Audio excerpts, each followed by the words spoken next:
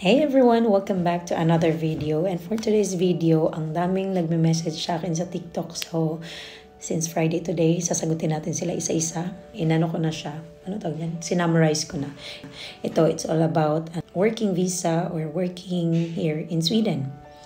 One question, hi madam, paano po ba mag-apply ng work sa Sweden kahit sa bahay lang po? Well, I don't have any idea kung paano mag-apply as parang nanny kasi wala kasi yan dito sa Sweden. Nung sa time ko kasi, au pair ang tawag nun, which is a cultural exchange na titira ka sa isang host family. So yan yung entry ko dito sa Sweden, but I haven't heard na nag-hire sila ng katulong dito sa Sweden kasi hindi naman unusual yun for Swedish people na mag-ask talaga ng help aside na lang if they need to. Another question naman, what if daw may employer na siya na gusto mag-hire sa kanya pero small business lang siya?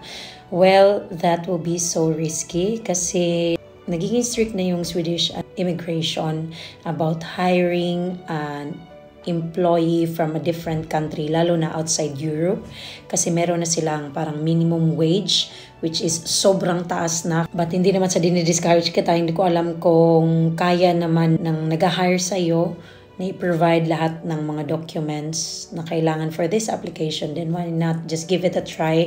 All the informations na kailangan nilang i-prepare, and even for you as an applicant, it's all in their page. So it's migrationsverket.se.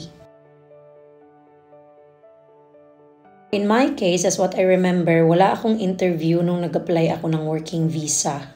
So nung nagpunta na ako sa embassy sa Bangkok, ano lang siya, biometrics. Bali, online na lahat, sinubmit lahat ng mga documents, passport, application form, all those things online na or sa website nila ko nilagay. Na-notify na lang ako via email na may result na that I am requested to visit an embassy for biometrics. So, wala nang interview pag working visa holder. Yung ma-interview lang is yung invitation for cohabiting partner or family, something. Okay, with this question naman, ask ko sana baka makahelp kayo. I have an employer and then hindi nila alam paano i-process. As what I've said, everything is in their website. So, i-search nyo lang sa website, andun lahat ng mga informations na kailangan nilang gawin. Basta as what I remember, before kami nag-send ng application sa immigration, dapat nakapost for 10 days yung, kumbaga hiring yung company na yan. So, for 10 days, nakapost yan siya sa parang, alam mo yung jobs.ph, kumbaga sa Pilipinas, wherein doon pinopost lahat ng mga available jobs. And then, kung no, ako yung i-hire nila. So, for 10 days yun siya. So, needed yun bago yung application. So, for this person na gustong mag-work dito, I think it's a very good entry talaga yung au pair. So, if you are 18 to 30 years old, give it a try to send application or make a profile in au pair websites.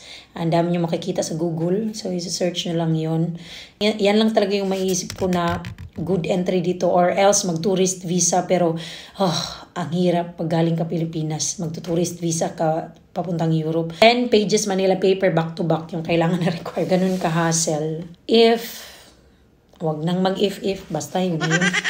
Gusto daw niya mag-apply ng tourist visa sa Sweden. Yung mga requirements po, makikita niyo po yan sa VFS website. Andun yung mga list of requirements for tourist visa. So, sana po na-answer ko lahat ng mga questions nyo, no?